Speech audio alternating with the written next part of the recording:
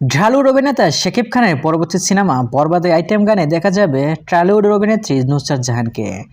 2025 সালে ঈদ সামনে রেখে ছবিটি নির্মাণ করা হচ্ছে। এতে বরাবরের মতোই শাকিবের বিপরীতে জুটি বেঁধেছেন কলকাতার ইথিকা পাল। সেই বরবাদে দেখা যাবে নুসরাতকে আইটেম গার্ল হিসেবে। অভিনেত্রী নুসরাত জাহান বরবাদ সিনেমার আইটেম গানে পর্দা মাতাবেন। ভারতীয় একটি ইউটিউব চ্যানেলে এক সাক্ষাৎকারে বিষয়টি জানিয়েছেন এই অভিনেত্রী। এর মধ্যে মুম্বাই শুটিং সম্পন্ন হয়েছে গানটির। নুসরাত জাহান বলেন, একটা ভালো গানে পারফর্ম করার অভিজ্ঞতা সবসময় ভালোই হয়। শাকিবের সঙ্গে এটা আমার দ্বিতীয় কাজ। এখনোই কিছু বলতে চাই না, জাস্ট ওয়েট ফর সং। আমি নিজেও অপেক্ষায় রয়েছি, তবে আমার অভিজ্ঞতা বলছে দর্শক কাজটি অবশ্যই পছন্দ করবেন। শাকিব খানের সঙ্গে এর আগে নাকাব ছবিতে অভিনয় করেছিলেন নুসরাত জাহান। এবার আইটেম গানে মঞ্চ মাতাবেন এই অভিনেত্রী।